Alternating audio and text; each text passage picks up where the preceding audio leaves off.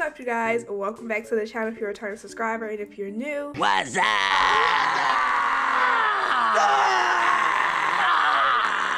y'all, this is so weird because first of all, as you guys can see, your girl did something different with her hair.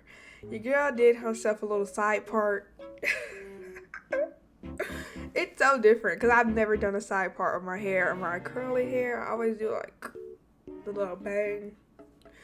But I'm trying to do something different, something new, especially because I feel like my bang part is growing a lot. So like when I go to work after a hard day of working, okay, the bangs are over my eyes. I can't fucking see. And I even put bobby pins on my bangs so they could like sit up higher.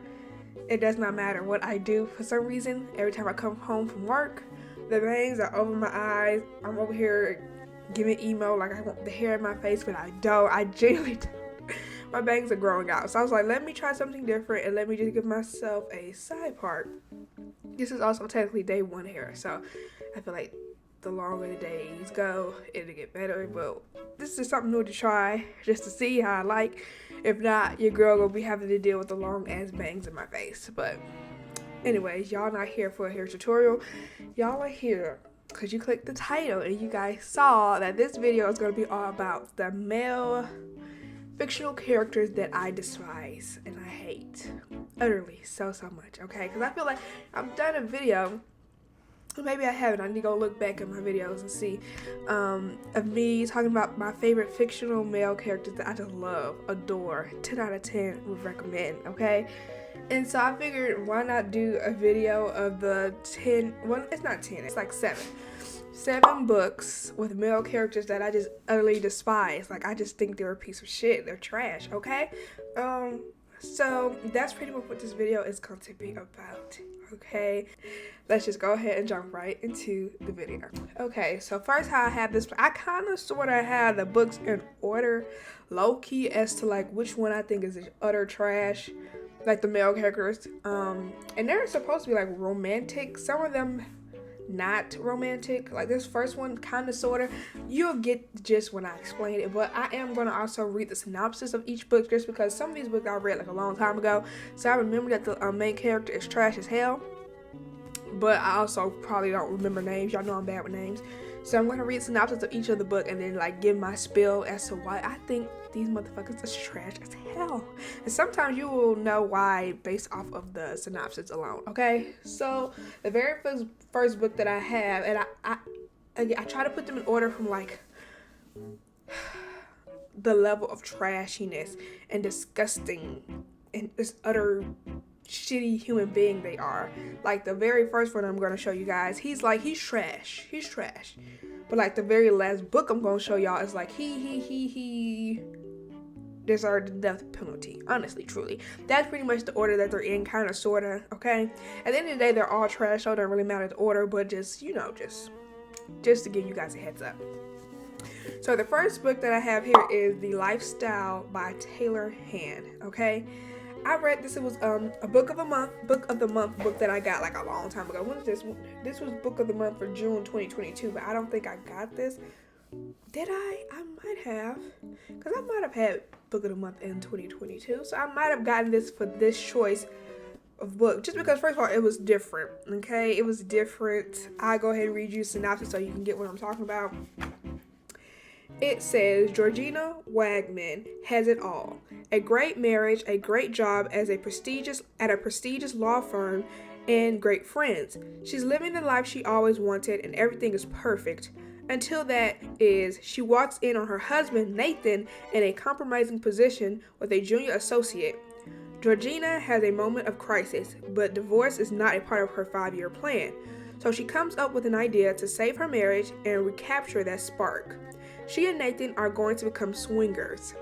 Georgina isn't going to embark on this adventure alone, though. Her friends, Felix and Nora, and their respective partners decide to tag along for the ride. They've got relationship woes of their own that swinging just might fix. Georgina, convinced Felix and Nora belong together, is thrilled. What better place to reignite romance between two people destined to be together than a swingers party? Her plan is foolproof until she runs into a college ex at the first party. When they reconnect, Georgina will find herself torn between her head and her heart, with her very happiness hanging in the balance. Full of heart and humor, The Lifestyle is the most fun Emma retelling since Clueless. Okay, first of all, didn't know this was like an Emma retelling. Didn't know that. I don't know why. I mean, I must have read it. Obviously, when I read synopsis back in 2022, but it didn't click until now because I actually have that book and I need to read it. But yeah, you guys. So you got the premise of that. Her husband Nathan, he's also a lawyer as well. And why do I think he's utter trash? Obviously, because it's cheating. Okay, he committed some infidelity on his wife, Georgina. Okay, even though this is all about the male characters and how trash they are, but honestly, Georgina was fucking a-hole, and I did not like her at all. Okay, I genuinely did not like her. But Nathan, that motherfucker right there, let me tell you why he's trash. Not only because he cheated. He cheated, like it said in the book, they cheated with a junior associate. Can I also mention to you guys that junior associate was Georgina's was up under Georgina's wing. Like, it was like, well, let's just say Georgina was her mentor. Georgina was the mentor of the associate that her husband Nathan had slept with that cheated on her. So you didn't just cheat with like some other random junior associate. You cheated with the motherfucker that your wife is mentoring. And it gets worse. It gets worse. It's worse than that. What makes it even worse is that I feel like the way that she found them, like it says she found them in compromising positions. She found this heifer, and this heifer meaning the junior associate, on the table, on the desk, okay? Like that desk right behind me, on the desk, legs up, legs open, his head between the legs, eating her coochie. It's already disrespectful to cheat. But I just feel like it's certain sexual actions while you're cheating to have committed on your significant other is truly... Okay, anyway. Sexually cheating, physically cheating is terrible. 10 out of 10. First of all, diseases, okay? You don't know what a motherfucker got. And I'm pretty sure you're still sleeping with your wife. I don't know. You could be, let's just say. So you sleeping with somebody else, spreading diseases, getting diseases, and then spreading it to your wife. That's some dirty ass disgusting shit. Period. I don't give a fuck what nobody say. But for you to have your head in between that girl legs, eating her coochie, on your mouth, that's the same mouth you kissed me good morning, kissed me in the morning when we was in our home eating breakfast. That's the same mouth you kissed me good night with. Despicable. This nigga was in some other random woman's coochie, eating her out. Bitch, when I read that shit, it was already bad enough he was cheating. But it was the fact that she was cheating, eating somebody else's coochie. It's the utter disrespect. It's the utter disrespect. It's no respect in the room. The respect has left the room. The respect has left the chat, okay? It's nothing here. It's non-existent at this point. I just can't believe it. So Nathan, he's a piece of shit. Truly, honestly, hate him. I think I rated this book like a 3-star, honestly, because I ain't never really read a book where I didn't really like the main character, Georgina. She was just fucking annoying, honestly. And she this is not about her and how annoying she was. This is just about him and how trash he is. So we're just gonna stick to that. But I'm gonna give it a 3 stars. But I like the swinger romance concept. I wanted some more. I wish if you guys know any swinger type romance type shit like that, comment them down below to you, girl. Please please, with all due respect, please do. Because I was like, oh, this is different. I've never seen a book like this where it talk about swingers and romance, stuff like that. This is considered a romance genre. But yeah, if you guys know any type of books like this, besides the like infidelity part, you know, to get them into swingers, like let them just ought to be like a swinger couple, please comment that down below. But coming in as the first motherfucker I hate, Nathan from The Lifestyle by Taylor Hand. You know, I realized I kind of did this out of order. So at this point, it's just not even gonna be order, because I think I did these out of order. Honestly, I ain't gonna cap. But that's okay. At the end of the day, they all kind of like trash. They all kind of get on my nerves. They all kind of did some shit that was kind of shady. Okay. But anyways, the next book we have is Fixed on You by Laura Lynn Page. Okay, so the main character for here is Hudson. Let me just go ahead and read the synopsis, then I'll get into my tea. So, it says here, she's drowned in her obsession. He has secrets of his own. Finding each other may be the fix they both need. Stalking and restraining orders are a thing of Elena Withers' past. With her MBA nearly in hand, she has her future figured out. Moved up at the nightclub she works at and stays away from any guy who might trigger her obsession love disorder. A perfect plan, but what Elena didn't figure on is Hudson Pierce, the new owner of the nightclub. He's smart, rich, and gorgeous, and the kind of guy Elena knows to stay away from if she wants to keep her past tendencies in check. Except Hudson's fixed his sight on her. He wants her in his bed and makes no secret of it. Avoiding him isn't an option after he offers a business proposition she can't turn down, and she's drawn further into his universe. Unable to resist his gravitational pull, when she learns Hudson has a dark history of his own, she realizes too late that she's fallen for the worst man she could possibly get involved with. Or maybe this less than ideal past give them an opportunity to heal each other and finally find the love their lives have been missing. So that's synopsis of Fixed on You. Again, this was just something completely different. First of all, I've never read a book where the female character was like the crazy one or had some type of issues. Truly, honestly, okay? I never read something like that, okay? So when you got the stalking and the restraining orders, I'm like, oh, she cuckoo. She cuckoo for Cocoa Puffs. Okay, period. I mean, not period. But you get what I'm saying. Like, it's just different. Like, seeing the roles reverse, in a sense. Even though he still got his own issues, period. Okay? Let's not ignore that. He still got his issues. But it was just interesting to see that she was the one who kind of had, like, the big issues. That makes sense. I mean, he still got some big issues, too. I ain't gonna cap. But anyways, so I thought that was very interesting.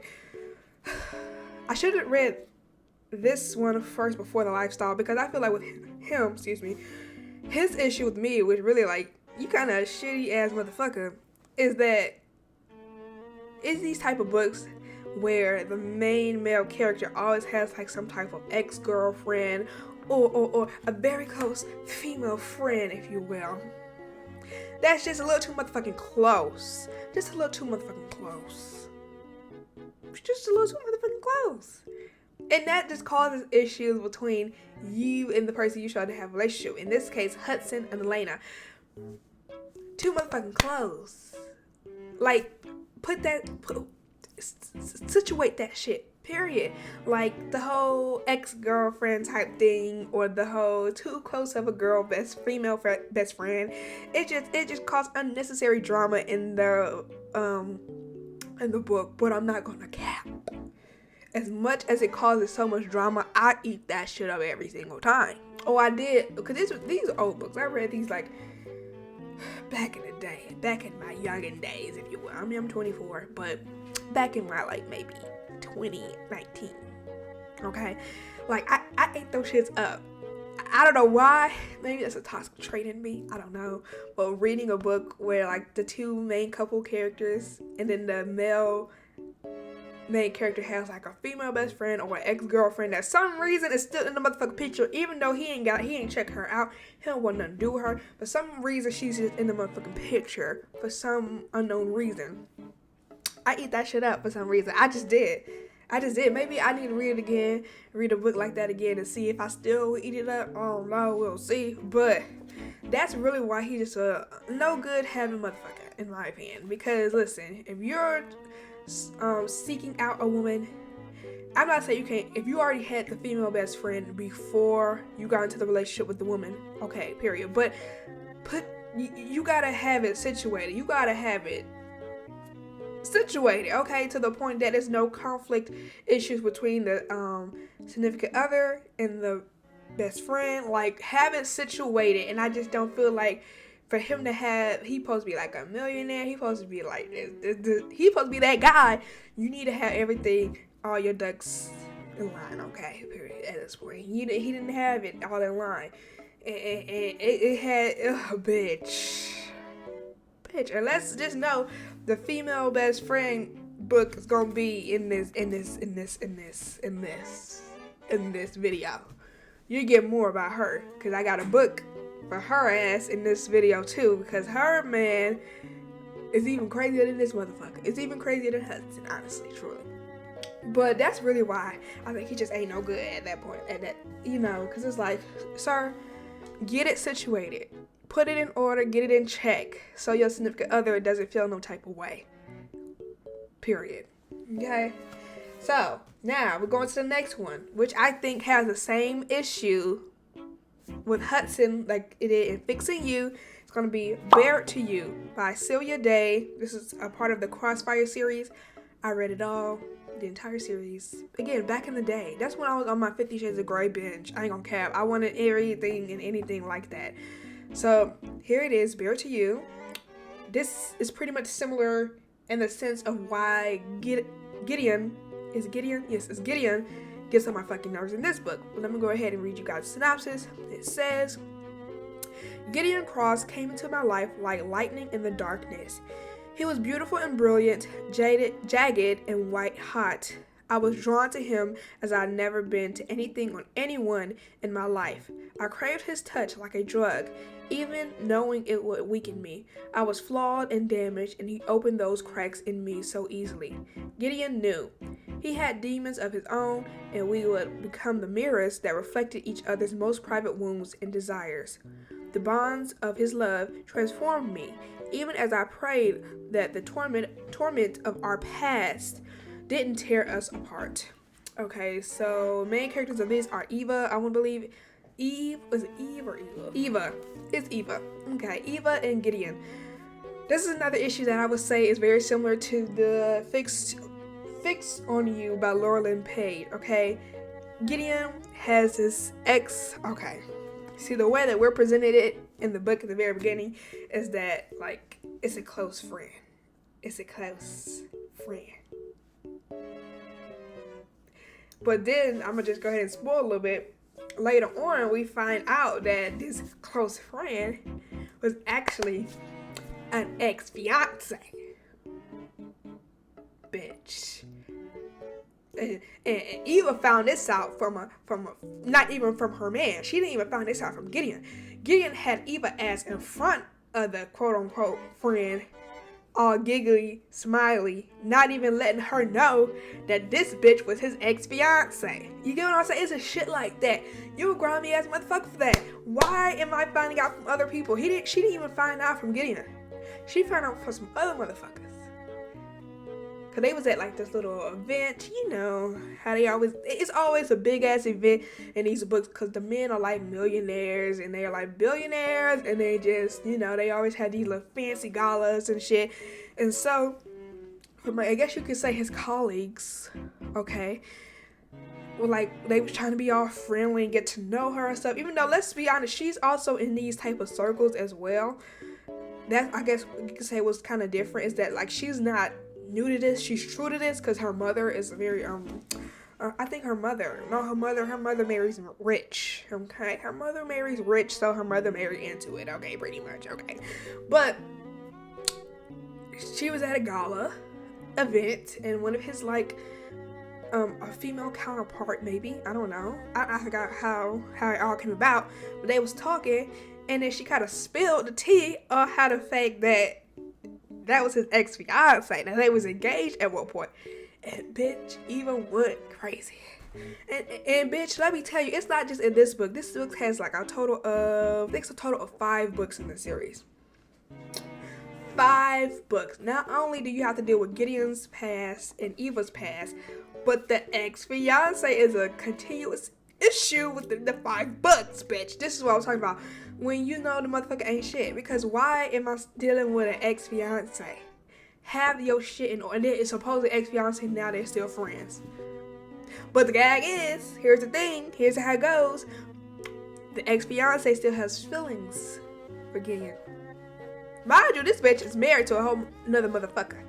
She done moved out, supposedly. Got married and everything, but she's still on Gideon's ass.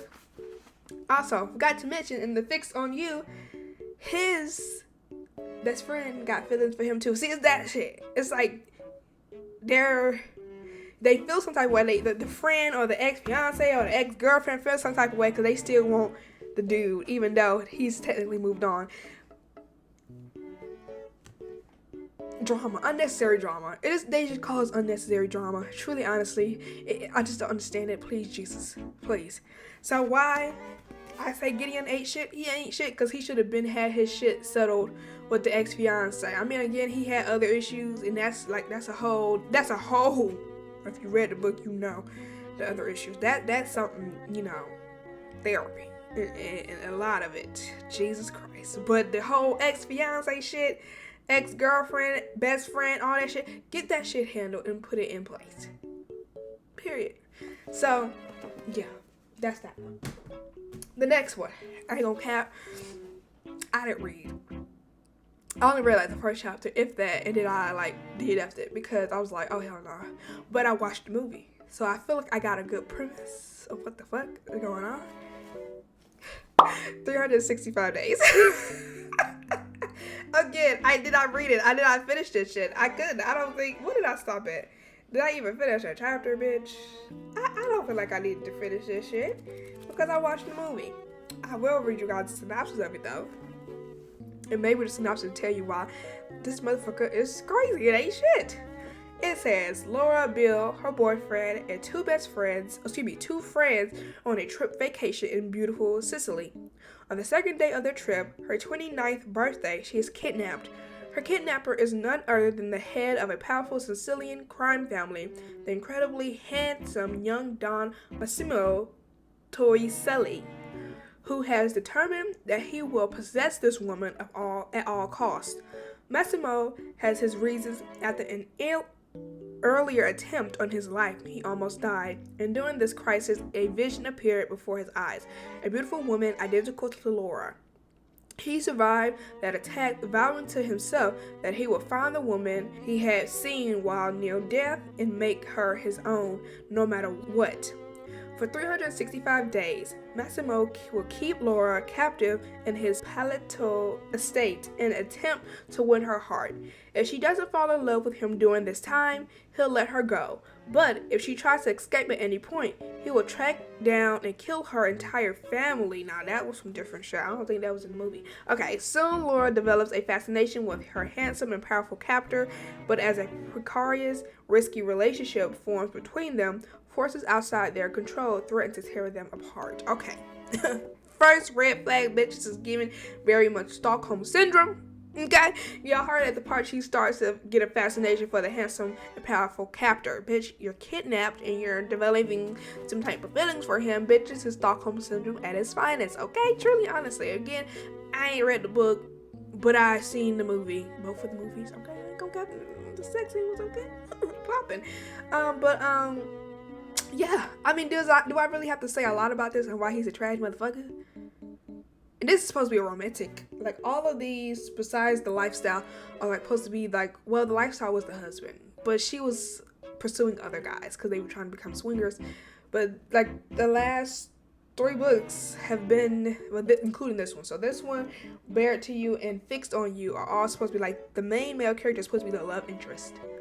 And they're trash as hell. You kidnapped me. You kidnapped me. Come on, man. You kidnapped me. So there's nothing truly, honestly, romantic about that. Really, honestly. So, like, he's trash. Massimo is trash. If you really break it down.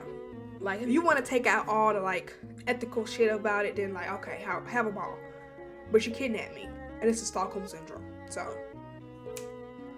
there you go. The next one. This one is a little different because this one is not like a romance. Well, it's not in the sense, it's not supposed to be in the romance category. Let me say that much. But coming in as the next one is Grown by Tiffany D. Jackson. Okay? I'm going to go ahead and read the synopsis for this one. It says, Corey Fields is dead. When Enchanted Jones wakes with blood on her hands and zero memory of the previous night, no one, the police and Corey's fans included, has more questions than she does. All she really knows is that this isn't how things are supposed to be. Corey was Enchanted's ticket to stardom. Before there was a dead body, Enchanted was an aspiring singer, struggling with her tight-knit family's recent move to the suburbs while trying to find her place as one of the few black girls in high school. But then, legendary R&B artist Corey Fields spots her at an audition, and suddenly her dream of being a professional singer takes flight. Enchanted is dazzled by Corey's luxurious life, but soon her dream turns into a nightmare. Behind Corey's charm and star power lurks a dark side, one that wants to control her every move with rage and consequences. Except now he's dead and the police are at the door. Who killed Corey Fields? All signs point to Enchanted. Award-winning author Tiffany D. Jackson delivers another riveting, ripped-from-headlines mystery that exposes horrific secrets hiding behind the limelight and the power of a young woman's voice. Okay. So in this case, I think you can kind of guess who's the trash motherfucker. It's Corey Fields. Not only that, he's a pedophile. What's the other term as well? Not just a pedophile. Okay, because she was of younger age. Also, groomer. Sick, perverted, sick motherfucker, groomer, pedophile, abuser, just shitty ass motherfucker. Truly, honestly, and he got what he deserved, period. As you guys can see, heard from the synopsis, he dies. And I'm here for it. Truly, honestly. Yeah. So I just hate him. It wasn't in the sense of a romantic romance story, but I mean, he's a main character. He was pretty much a big character in the book, and I hated him. I hated everything about him. Oh, he was so manipulative. Oh my God. Let me tell you about this. Miss Tiffany D. Jackson did an amazing job writing his character, because I hate him.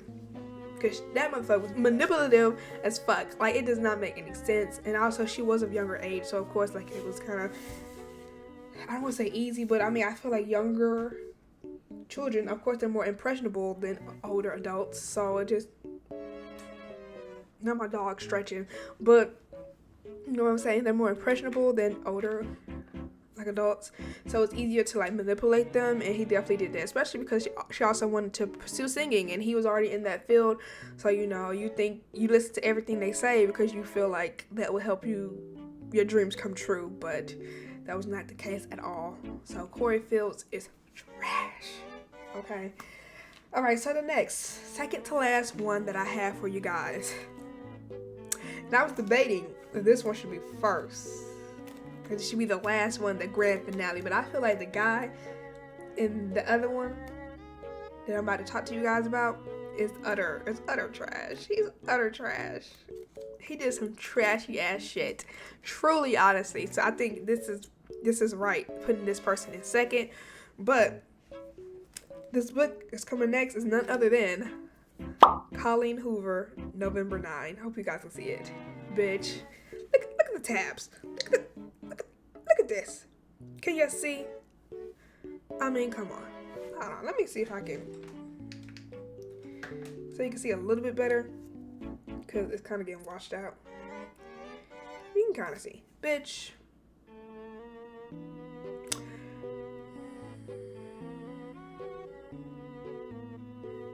Is there more that I need to say? I'll read the synopsis just in case you don't know anything about this book. But it says, Fallon meets Ben, an aspiring novelist, the day before her scheduled cross-country move.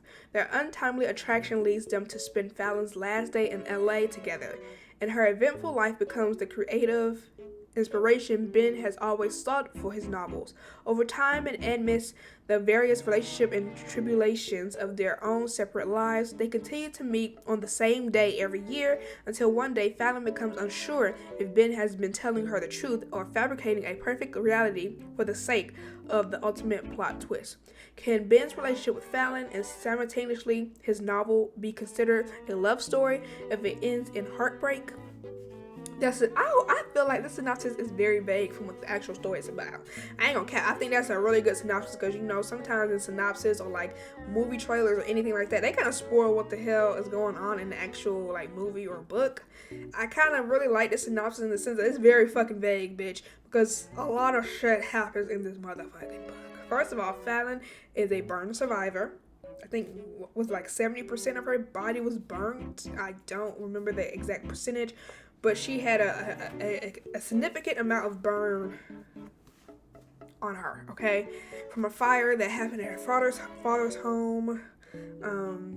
And so let's note that. That's a very significant part of it because she's kind of like insecure, obviously, about the way she looks and stuff. I think she was trying to be an actress, if I'm not mistaken, but then when that happened, that kind of like put her dreams on pause, I think, because I think it might also have some burn marks on her face. I'm not sure. I know it's on her body, but I don't. It's been a while. I did a reading vlog of this, actually, so if you want to watch the reading vlog of me talking about this book, make sure you go check out that channel. That video, excuse me. And Ben, why is he a trash ass motherfucker, you ask? I don't know if I want to spoil the biggest reason, but I'll say at least the little reasons of why he's a trash ass motherfucker. Cause the way he just gaslights this girl into making her, like, okay, like I said, she's a burn victim, so she's kind of insecure about the way she looks. And he kind of just downplays that. He downplays her insecurities of her burn marks. It's just so, I don't want to give the big spoiler because I feel like if I give you the big spoiler, in fact, you know what, I'm going to spoil it, but I'm going to put a timestamp on what you can skip if you don't want to spoil. If you haven't read this and you want to actually go watch the reading vlog of this, I'm going to put a timestamp here that you can click on. So I'm officially done talking about this book, or done talking about this part, but I'm going to say it right now, okay? If you want to stay, you can go ahead and stay. But the biggest part of it all is why this motherfucker's trash is because he's the reason why she has the burn marks in the first place. So it's not even the fact that you gaslight her about the way that she looks and stuff like that, but it's the fact that you're the reason she even has the burn marks in the first place. Because this motherfucker done set her daddy house on fire because he was mad that her daddy was having some type of relationship with his mother, that his mother ended up committing and so I don't think it was intentional, but he did some shit around the father's home which made the house set on fire, and Fallon was in the house and she was asleep and nobody else was home, and she ended up catching on fire and then ended up becoming a burn victim. But the motherfucker, the audacity, the way he just so, he's not a good main male character to be in love with. Like, when you read a romance book, this is considered a romance, I want to say. Let me look it up.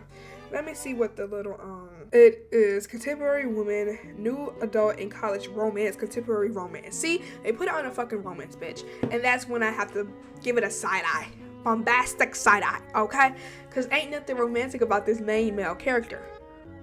Nothing. And the fact that he wrote it in a book about how he pretty much, caused her to be a burn victim, and she had to he didn't even tell her.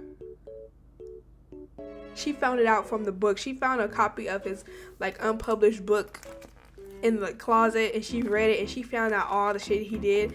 He didn't even say shit. And then I hated the ending. Don't get me started about the ending on how she pretty much became a pick-me ass bitch. Girl, this book was a hot motherfucking mess. Hence the motherfucking tabs.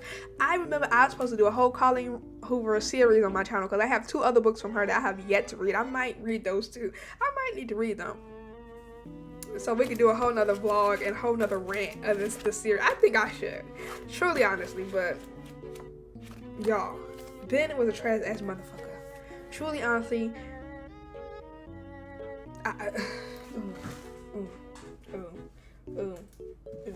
Okay. And last but not least, all right, y'all. In the very last book that I have to talk to you guys about, who is just utter fucking trash, the main male character, is going to be none other from the book Slay One Rivalry. This is also by Lauren Page. Let me go ahead and just read you our synopsis. Well, I really want to say, what's her name? Because I forgot her name. Shit. Celia is her name.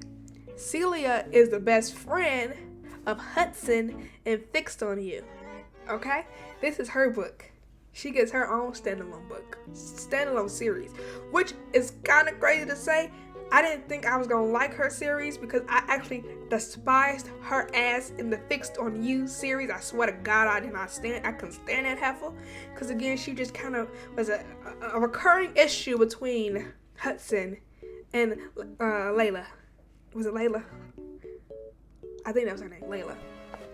She was a recurring issue for them in that book. It turns out when I read this series, I think I actually liked her. I actually really felt bad for her. And I genuinely liked her. And I think I kind of sort of turned against Hudson a little bit for reading her series. Because, oh my fucking God, bitch. Oh my God. But let me tell you how her motherfucking man, in the beginning, I ain't gonna cap. I mean, if a motherfucker was just trash in the beginning, it should never have been the end. The end should have been me leaving this motherfucker. Truly, honestly. It shouldn't have been the end of what we got. Even though it was good. Like, obviously now I'm older, so I'm like, this motherfucker was actually trash as hell. Why the fuck was I rooting for these motherfuckers? Well, let me read y'all synopsis. It says, Edward Fassbender is a devil. He's my father's business rival, a powerful, vicious man who takes what he wants and bows to no one. I only took the meeting because I was curious. I thought he was going to offer me a job. But that's not what he's after at all. His proposal is much more intriguing, and I see an opportunity to turn the tables and bring down the devil. I've gotten in trouble playing these games before. I know when the risk is too great, when the stakes are too high. I know how to be cold and strong-willed and destructive. I know how to withstand dominant men with arrogant charm and rugged features. Yet I can't resist taking on Edward, and I can't resist the pull he has on me. Soon I'm not so sure which side of the battle I'm standing on, if I'm the warrior meant to slay, or the one who will be slain. Slay is book 1 of the New York Times, Wall Street Journal, and U.S. Today bestselling author Lauren Page, next dark and edgy series. Okay. So you probably wondering, obviously, I mean, from the synopsis you can kind of tell he's like a powerful, vicious man. I think you could say it, like he's probably like an evil motherfucker. This is why he's coming in at number 1. And why I feel like he's worse than Ben, even though Ben is a trash ass motherfucker. Let me tell you why he's trash. This whole quote unquote relationship between him and Celia is because, again, he's a rival of her father and he wants some shares. He wants her father's shares of his company. So the only way he can acquire them is by marrying her because she has part of the shares. So like pretty much marrying into the family so you can, keeping your enemies, your friends closer, your enemies closer. Pretty much that's what he's pulling that type of game. But she think, okay, if I marry him, she gonna play some other type of game. Like defending her father's business and all that shit. So they in a marriage of convenience type trope, if you will, or dating. No, it's marriage of convenience because I think they get married in this book, in the first one. But it's of convenience. It's just of status. It's not of love. But here's how things get crazy, because he has like this private island, so they go there for their honeymoon. This motherfucker then does some shit to the point to where she is trapped on this island. He can leave freely, but she is stuck here. And it's in a foreign island where the people there, they kind of speak a little English, but not that well English. I don't know maybe it's Spanish. I don't know exactly what the name of the island was. But, he pretty much traps her on this island, okay? Stay with me now. He traps her on here. So he can leave freely. He traps her on here for like months. Like he comes and visit. She's not trapped like starving Okay, like it's a nice island. Okay, he's a billionaire. It's a nice island, but it's still like, don't get that good a phone reception here. She can only, oh, I thought I ripped the page.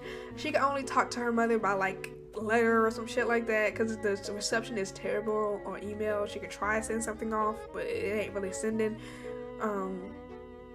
She's eating, she's living a nice life, but it's like at the same time, like, bitch, I want to like go back to my home or go back to the US, because I don't think they're still in the US at this point. I'm not sure. He traps her on there with people who barely speak English. She tries to, at one point, talk to one of the servants there, like, saying, listen, please help me. He's trapped me on here. And not only that did he trap me, it comes out, like, a little bit later on that this motherfucker is actually planning to try to kill her. Because, again, he just needed to marry her for the father's shares and shit. He don't really give a fuck about her. He was planning on killing this heifer. He was planning on killing her, y'all. And so, of course, when she, like, finds all this shit out, she's trying to get the service to help her. Like, please help me get off this island. Please. He's trying to kill me. Like, oh my God, help me. Please. I need to go home. This motherfucker not only trapped her, not only had a plan to kill her, but had the audacity to sit here and tell his servants that she's a little cuckoo in the head. So, ignore her. She's a little crazy. She's a little... She don't got all the screws up here. So, you could just really ignore her rants. When I read that shit, bitch, you not only trapped me on the island, but then you have a side plan to kill me for my father's shares, but then you tell motherfuckers here to ignore me pretty much because I'm cuckoo for Cocoa Puffs. Like I'm crazy, like I'm insane. Like I need to be in the asylum or some shit. This is why he's number one. Because this is, again, supposed to be, and where it's supposed to be the romantic interest in this book. This is supposed to be somebody you're supposed to fall in love with and want them to, like, be together. But, motherfucker, you had a plan to kill me at one point, and you trapped me on an island. And you told the motherfuckers who work here I'm crazy.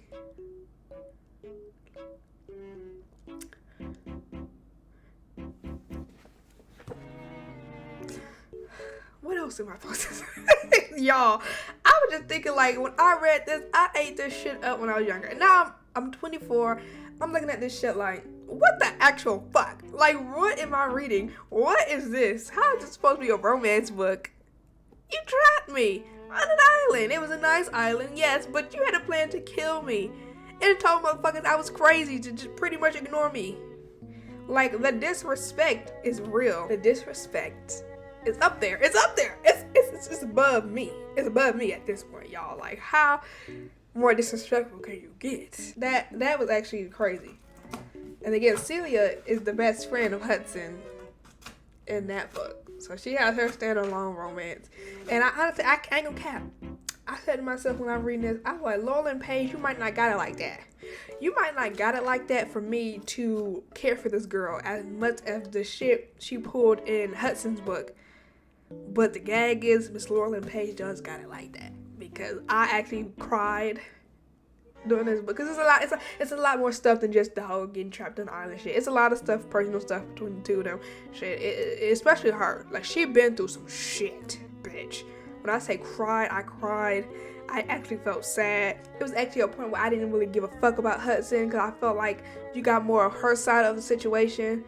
And it's a lot. I mean, listen, I know what I said about, like, some of these characters, these male characters in these books are just utter trash and doing some trashy ass shit. They do, but I definitely think you should give it a try. I would skip on the lifestyle, though. I gave it a 3 stars. Again, the main male character, the female character, she was pretty annoying. Ain't gonna cap. But the other books, even November 9, because I feel like that shit kept me on my toes. As much as we could say our shit about Miss Colleen Hoover, I only read one book for her, but I gave it a 3 stars because I don't like how it's tailored to a romance story when I feel like there was nothing romantic about it, truly, honestly. But the drama, she did her thing. I ain't gonna cap. But all the other books, I highly recommend. They gonna give you that drama. Now, should you find these to be romantic stories and shit? Maybe not. But they gonna keep you on your toes. I ain't gonna cap. I might need to reread them to see if they still popping like they used to pop back in the day. But yeah, you guys, that's pretty much this video. Male characters that are utter trash. I truly, honestly hate them. okay? Or I hate some things that they've done. Like, they could have done better. They should have been better, okay? For the way that they are described as these men, they just handle their shit. They just do their own shit, you feel me? They should have did things a lot better, in my opinion. So, yeah, you guys, I really hope you guys enjoyed this video. Make sure you leave a comment down below of other types of videos you would like to see on the channel. Also, let me see where I'm at right now. Before I get off the video, I want to give a little shout out to you guys. I'm going to just say it right now, because it's been going on and off for the longest. But I want to say thank you to all 800 of you guys who have subscribed. As of right now, I'm currently at 799 followers, even though I've hit 800 twice. But for some reason, now I'm at 799, so somebody unsubscribed, but that's okay, because I'm going to still say all 800 of you, because I've hit it twice. So all 800 of you who have subscribed, who stuck with me, who watch my videos, constantly give me a thumbs up on the video, comments down below. I love y'all. I know I never really say anything as far as when I reach these milestones, honestly, because I'm waiting to really when I get to 1,100 subscribers, when we hit that 1,000 subscribe mark, okay? Because I do want to give a giveaway. But I'm really going to do something when we get to 1,100. So I really ain't got to worry about like being at 1,000 and somebody else subscribing and I'll be at 999. Yeah, I know how that go. So I'm really waiting until I get to like 1,100 subscribers. A giveaway will be in the marks. It will be in the works. It's giving very much Kindle giveaway or a manga set or something. It's giving very much of that. So please, you know, help your girl out, you know. Make sure you subscribe to the video if you like what you saw.